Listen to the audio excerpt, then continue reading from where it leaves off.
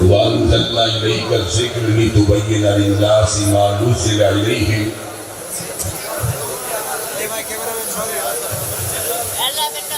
آج میرے لیے یہ بڑی خوشی اور سعادت کی بات ہے کہ میں ڈھاکہ کے اندر ان لوگوں سے ہم کلام ہوں جن کی نسبت نہ کسی بستی کے ساتھ ہے نہ کسی شخصیت کے ساتھ ہے نہ کسی کھڑے کے ساتھ ہے بلکہ ان کی نسبت کالی کملی والے نبی پاک حضرت محمد کریم صلی اللہ علیہ وسلم کے ساتھ ہے۔ حضرات گرامی قدر، اللہ تعالیٰ کے فضل و کرم سے اللہ ہر چیز کو بنانے والے ہیں۔ انسانوں کو اللہ نے بنایا، جنات کو اللہ نے بنایا۔ اللہ تعالیٰ نے قرآن مجید میں صبر کا اعلان فرما دیا، وَالَّذِي خَلَقَ لَكُم مَّا فِي الْأَرْضِ جَمِيعًا، تمہاری جتنی ضرورتیں ہیں ان کو ہم نے زمین کے اندر پیدا فرما دیا۔ چاول کو اللہ نے پیدا کیا، گندم کو اللہ نے پیدا کیا، پھلوں کو اللہ نے پیدا کیا، پھولوں کو اللہ نے پیدا کیا، اناج کو اللہ نے پیدا کیا، دل کی دھڑکن بیٹیوں کو اللہ نے پیدا کیا، آنکھوں کی ٹھنڈک بیٹیوں کو اللہ نے پیدا کیا، رفیق زندگی کو اللہ نے پیدا کیا۔ لیکن حضرات گرامی قدر، اللہ نے فقط مادی ضروریات کو پورا کرنے کا بندوبست نہیں فرمایا، بلکہ اللہ تعالیٰ نے زندگی گزارنے کا طریقہ، زندگی گزارنے کا سلیقہ، روح اور دل کے تمام تقاضوں کو پورا کرنے کے لیے ہر عہد کے اندر اللہ نے انبیاء کو پیدا کیا، رسول اللہ کو پیدا کیا۔ رسول اور عام انسان میں فرق کیا ہے؟ ہمارے اور انبیاء کے درمیان فرق کیا ہے؟ حضرات گرامی قدر، ہم علم حاصل کرتے ہیں، علماء سے حاصل کرتے ہیں۔ ہم نے علم کو حاصل کیا، علامہ شہید سے حاصل کیا، انہوں نے علم کو حاصل کیا، حافظ محمد گوندلوی سے حاصل کیا، انہوں نے علم کو حاصل کیا، حافظ عبدالمنان مدینہ آبادی سے حاصل کیا، انہوں نے علم کو حاصل کیا، سید علی حسین محدث دہلوی سے حاصل کیا، انہوں نے علم کو حاصل کیا، شاہ اسحاق سے حاصل کیا، انہوں نے علم کو حاصل کیا، شاہ عبدالعزیز سے حاصل کیا، انہوں نے علم کو حاصل کیا، شاہ ولی اللہ سے حاصل کیا۔ بار بڑھتی بڑھتی امیر المومنین فی الحدیث، حجت اللہ فی الارض، جبل الحفظ حضرت امام بخاری تک پہنچی، انہوں نے علم کو حاصل کیا۔ ترجمان سنت احمد ابن حنبل سے حاصل کیا، انہوں نے علم کو حاصل کیا۔ امام علم و حلم حضرت شافعی سے حاصل کیا، انہوں نے علم کو حاصل کیا۔ امام دار الہجرہ حضرت امام مالک سے حاصل کیا، انہوں نے علم کو حاصل کیا۔ شیخ القرہ حضرت امام نافع سے حاصل کیا، انہوں نے علم کو حاصل کیا۔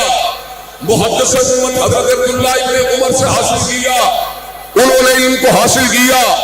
حضرت رسول اللہ حاصل کیا صلی اللہ علیہ وسلم، لیکن جب رسول اللہ کی باری آئی، حضور نے علم کو حاصل کیا، نہ قولی سے حاصل کیا، نہ مطلب سے حاصل کیا، نہ مدرسے سے حاصل کیا، نہ شیوخ سے حاصل کیا۔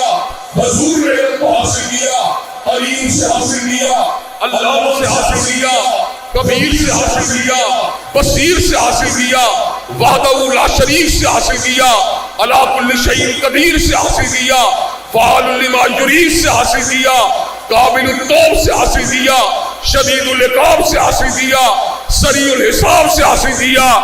میرے اللہ کا علم بھی غلطی سے پاک ہے، حضرت رسول اللہ کا علم بھی غلطی سے پاک ہے۔ حضرات گرامی،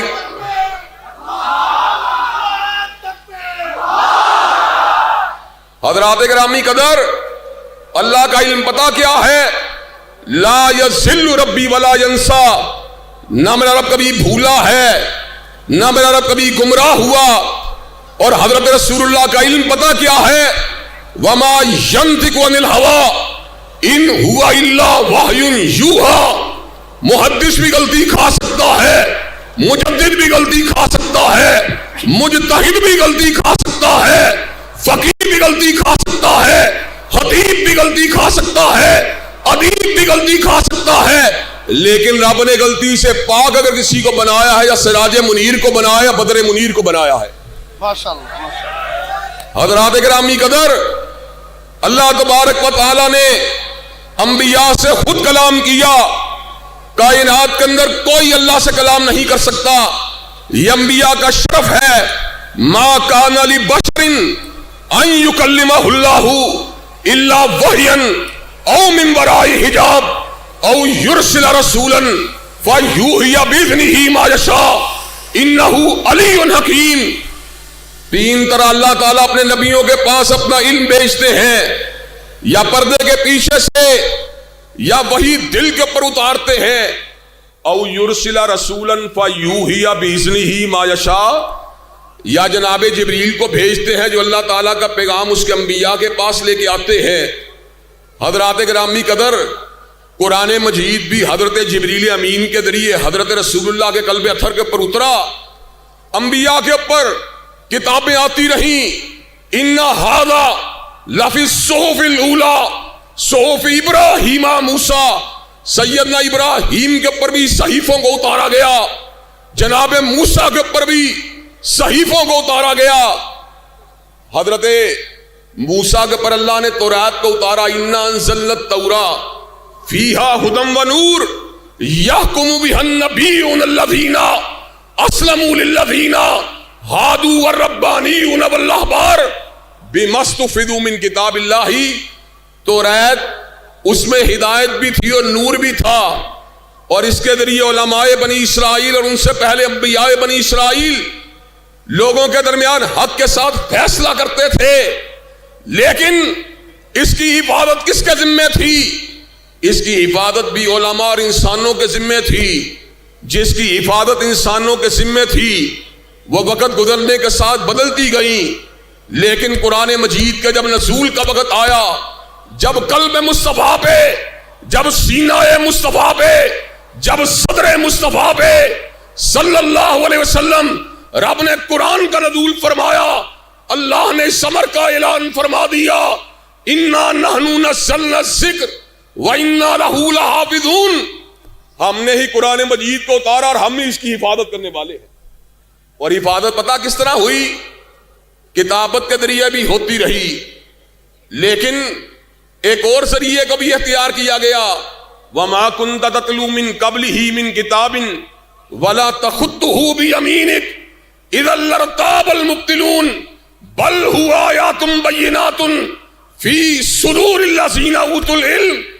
اللہ تعالیٰ نے اس کو حفاظ قرآن کے سینوں کے اندر محفوظ کر دیا۔ پوری دنیا کے اندر تراویح کی نماز ادا کی جاتی ہے، حافظ آگے کھڑا ہوتا ہے، آیت کی غلطی تو بڑی دور کی بات ہے، لفظ کی غلطی بھی بڑی دور کی بات ہے، حرف کی غلطی بھی بڑی دور کی بات ہے، زیر زبر پیش کی غلطی بھی کوئی کھائے تو اس کو لقمہ پیچھے سے دینے والے موجود ہوتے ہیں۔ جب تک دنیا باقی رہے گی قرآن بھی حفاظ قرآن کے سینوں کے اندر انشاءاللہ باقی رہے گا۔ حضرات گرامی قدر، اب اگلے مرحلے پہ جانا چاہتا ہوں۔ الحمد کی الف لام سے لے کر الناس کی الف سین تک قرآن مجید اللہ کا کلام ہے۔ مجھے ایک بات بتلائیے، کیا قرآن مجید کو اللہ نے کسی پہاڑ پہ نازل فرمایا؟ کیا قرآن مجید کو اللہ نے کسی سمندر پہ اتارا؟ کیا اللہ نے قرآن مجید کو کسی پتھر پہ اتارا؟ کیا اللہ نے قرآن مجید کو تختیوں کی شکل میں اتارا؟ نہیں، قرآن کو اتارا گیا، سینہ مصطفیٰ پہ اتارا گیا، قلب مصطفیٰ پہ اتارا گیا۔ حضرات گرامی قدر، مقصد کیا تھا؟ وَأَنزَلْنَا إِلَيْكَ الذِّكْرَ لِتُبَيِّنَ لِلنَّاسِ مَا نُزِّلَ إِلَيْهِمْ، آپ کے پر اس لیے قرآن کو اتارا ہے تاکہ آپ لوگوں کو بیان کر دے جو ان کی طرف اتارا گیا ہے۔ حضرات گرامی قدر، یہ عقیدہ ہے اہل الحدیث کا، یہ عقیدہ اہل السنہ کا، یہ عقیدہ ہے سلفی جماعت کا۔ قرآن مجید کی جب تعبیر کی بات ہوگی، جب قرآن مجید کی تشریحات کی بات ہوگی، جب قرآن مجید کی تفسیر کی بات ہوگی، اس مسئلے کے اندر حرف آخر اگر کسی کی بات ہوگی، فقیہ کی بات حرف آخر نہیں ہو سکتی، مجتہد کی بات حرف آخر نہیں ہو سکتی، کسی امام کی بات حرف آخر نہیں ہو سکتی۔ قرآن کے بارے میں حرف آخر اگر کسی کی بات ہوگی تو مصطفیٰ علیہ السلام کی بات ہوگی۔ حضرات گرامی قدر، ہم یہ بات بتلا دینا چاہتے ہیں، مرزائیوں کے نزدیک غلام احمد قادیانی قرآن ناطق ہے، آگاہانیوں کے نزدیک پرنس کریم آغا خان قرآن ناطق ہے، اور ہمارے مسلمانوں کے جو اپنے گروہ اور فرقے ہیں ان کے نزدیک ان کے اپنے اپنے علماء کی تعبیر اور تفسیر حجت ہے۔ لیکن رب کعبہ کی قسم ہے، چلتا پھرتا قرآن کے مطابق وجود اگر اہل حدیث کسی کو مانتا ہے تنہا محمد کریم علیہ السلام کی ذات کو مانتا ہے۔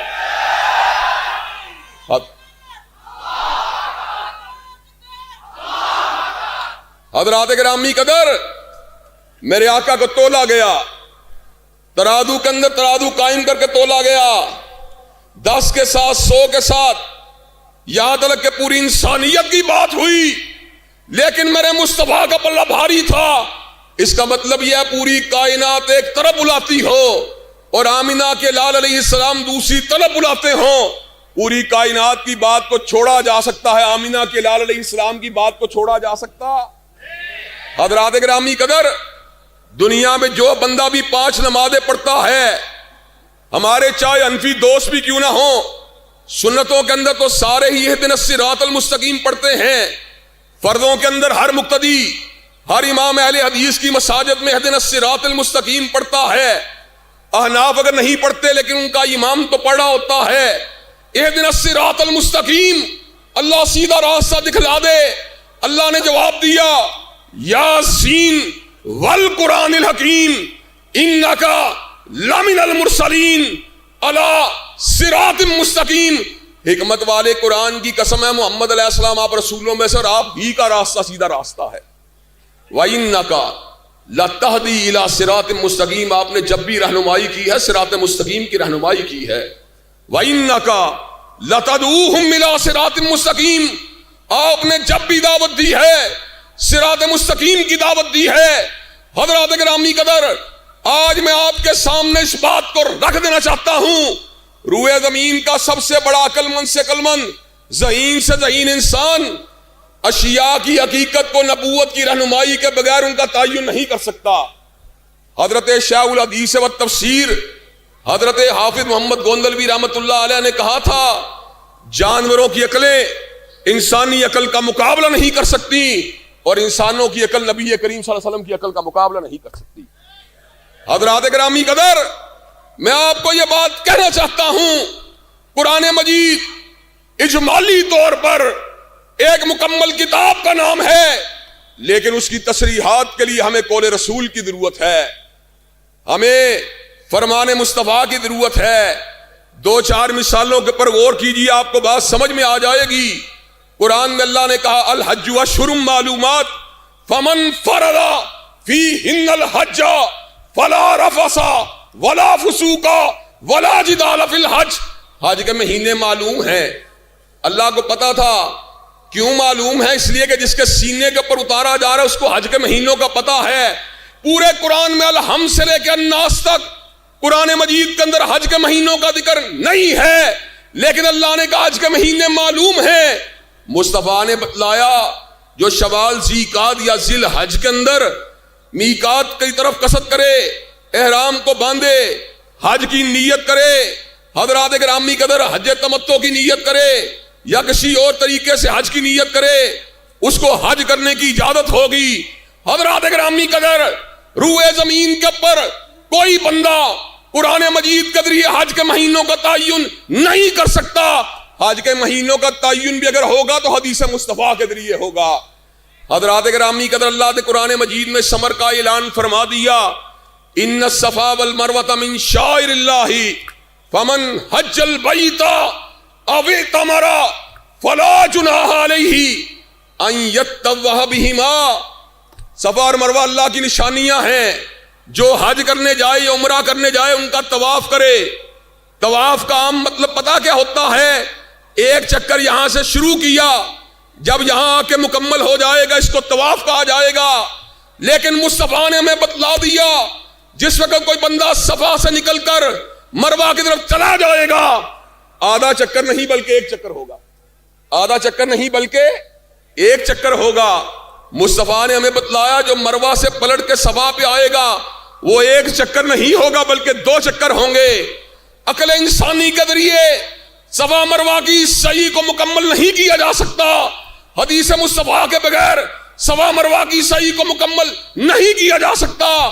حضرات گرامی قدر، کلام اللہ میں اللہ نے سمر کا اعلان فرما دیا، حافظوا علی الصلوات والصلاۃ الوسطی وقوموا للہ قانتین۔ نمازوں کی حفاظت کیا کرو، عصر کی نماز کی بھی خاص طور پہ، صلاۃ وسطی کی بھی حفاظت کیا کرو۔ حضرات گرامی قدر، اللہ نے قرآن مجید کے متعدد مقامات پہ سمر کا اعلان فرما دیا، وَأَقِیمُوا الصَّلَاةَ، نمازوں کو قائم کیا کرو۔ نمازوں کو قائم کرنے کے اندر قرآن مجید کا طریقہ کار کیا ہے، اس بات کو سمجھنے کے لیے ہمیں حدیث مصطفیٰ کی ضرورت ہے۔ فجر کی رکعتیں 2 ہیں، ظہر کے فرائض 4 ہیں، عصر کے فرائض 4 ہیں، مغرب کی رکعتیں 3 ہیں، عشاء کے فرائض 4 ہیں، پھر سنتوں کا ذکر ہے، پھر نوافل کا ذکر ہے۔ جو قرآن مجید کو پڑھنے والا ہے، قرآن مجید میں اس کو یہ آیت مل جائے گی، وَمِنَ اللَّيْلِ فَتَہجد بِهِ نَافِلَةً لَكَ عَسَىٰ أَن يَبْعَثَكَ رَبُّكَ مَقَامًا مَحْمُودًا، کہ تہجد کو آپ قائم کیا کریں۔ یہ ایک اضافی نماز آپ کے اوپر لاگو کی گئی ہے۔ حضرات گرامی قدر، تہجد کو کس طرح قائم کرنا ہے، قرآن مجید پڑھنے کے یہ بات معلوم نہیں ہو سکتی۔ ہمیں اس رہنمائی کے لیے سنت مصطفیٰ سے رجوع کرنا پڑے گا، سنت مصطفیٰ کے پلٹنا پڑے گا۔ حضرات گرامی قدر، معاملہ عقیدے کا ہو، معاملہ عبادات کا ہو یا معاملہ معاملات کا ہو، ہم اپنی پیدائش کے دن سے لے کر موت کے دن تک سنت کے محتاج ہیں، موت کے دن تک سنت کے محتاج ہیں۔ اور جو سنت رسول اللہ صلی اللہ علیہ وسلم کو نہیں مانتا، مجھے یہ بات بتلائیں، اس کا عقیقہ نہیں کیا جا سکتا۔ جو سنت رسول اللہ کو نہیں مانتا، اس کی حجامت کو نہیں کیا جا سکتا۔ جو سنت مصطفیٰ کو نہیں مانتا، اس کا جنازہ نہیں پڑھایا جا سکتا۔ جو سنت کو نہیں مانتا، اس کو کفنایا نہیں جا سکتا۔ جو سنت کو نہیں مانتا، اس کو دفنایا نہیں جا سکتا۔ جو سنت کو نہیں مانتا، وہ نکاح کے شرعی طریقے کو اور جو برائی کا راستہ ہے ان کے درمیان تفریق کو نہیں کر سکتا۔ حضرات گرامی قدر، ہمارے سماج میں کئی لوگ اپنی مرضی کے ساتھ لڑکیوں کو شادی کی اجازت دیتے ہیں، لیکن حدیث مصطفیٰ نے ہمیں بتلا دیا، لڑکی نے جب بھی شادی کرنی ہو اس کو ولی کی رضامندی کی ضرورت ہوتی ہے۔ حضرات گرامی قدر، یہ بات قرآن مجید سے ہم کو حاصل نہیں ہوگی بلکہ سنت رسول اللہ سے حاصل ہوگی۔ اسی لیے رسول اللہ نے سمر کا اعلان فرما دیا، ترکت فیکم امرین لن تضلوا ما تمسکتم بہما، کتاب اللہ و سنتی۔ جب تک کتاب اللہ کو پکڑے رہو گے، جب تک سنت رسول اللہ کو پکڑے رہو گے، تم کبھی گمراہ ہو سکتے، تم کبھی بھی گمراہ ہو سکتے۔ اللہ تعالیٰ کے فضل و کرم سے میں بڑی دیر سے اپنے بنگالی بھائیوں کو ملنے کے لیے بےتاب تھا، اگرچہ سیاستدانوں کی سنگ دلی نے اور دنیا داروں کی دنیا داری نے بنگالی اور ہمیں توڑ دیا، لیکن ہمارے دین اور کتاب و سنت نے آج بھی ہمیں جوڑا ہوا ہے، آج بھی ہمیں جوڑا ہوا ہے۔ اللہ کے فضل و کرم سے آج میں بنگال کے اندر کھڑا ہو کر یا بنگال کے اندر اپنی معروضات کو آپ حضرات کے سامنے رکھ کر یہی محسوس کر رہا ہوں جیسے میں پاکستان میں موجود ہوں۔ اللہ کے فضل و کرم سے مجھے یہ بات کہنے کے اندر کسی قسم کی کوئی ہچکچاہٹ نہیں، قیامت کی دیواروں کے آ جانے تلک پاکستان اور بنگالی لا الہ الا اللہ کی بنیاد کے اوپر ایک ہی رہیں گے۔ عرب اور عجم کا مسلمان کلمے کی بنیاد کے پر ایک ہی رہے گا.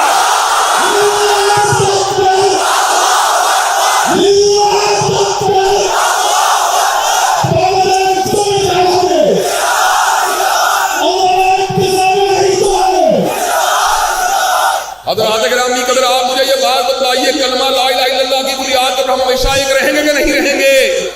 اللہ کے فضل و کرم سے دنیا کی کوئی طاقت کلمہ پڑھنے والوں کو آپس میں جدا نہیں کر سکتی، حتیٰ کہ یہ محبت قیامت کی دیواروں تک بھی قائم رہے گی. اللہ فی اللہ یومئذ بعضهم لبعض عدو الا المتقین. سارے جانی دوست دشمن ہو جائیں گے مگر ایمان اور تقوی کی دوستیاں قیامت تک نہیں ٹوٹ سکتی. حضرات گرامی قدر، اور آج میں آپ کو یہ بات کہہ دینا چاہتا ہوں جنہوں نے حضرت علامہ شہید کے حوالے سے کی تھی.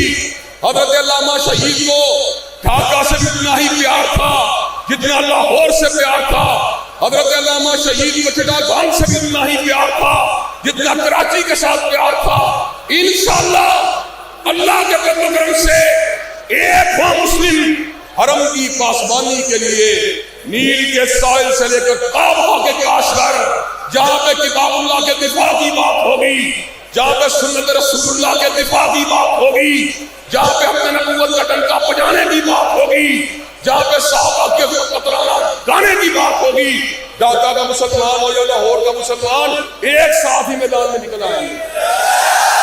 حضرات گرامی قدر، مجھے یہ بات بتلائیے، شاہ دین کی پاسداری کریے، اللہ کی وحدانیت کے لیے، حضرت رسول اللہ کی اتباع اور محبت کے لیے، اور آپ کی ختم نبوت کے لیے، الہاد جدید کا مقابلہ کرنے کے لیے، سیکولرزم کے سامنے سینہ سفر ہونے کے لیے، دنیا بھر کے مقبول مسلمانوں کے ساتھ ادارے یکجہتی کرنے کے لیے. کیا ہم سب ایک جگہ کھڑے ہونے کے لیے تیار ہیں انشاءاللہ؟ کیا کلمے کی دعوت کو عام کرنے کے لیے تیار ہیں انشاءاللہ؟ کیا لا الہ الا اللہ کو گھوڑے رالے لانے کے لیے تیار ہیں انشاءاللہ؟ انشاءاللہ سب ریلا ہوگی آخر جلوہ خورشید سے، اور یہ چمن معمور ہوگا نغمہ توحید سے. وآخر دعوانا الحمدللہ رب العالمین.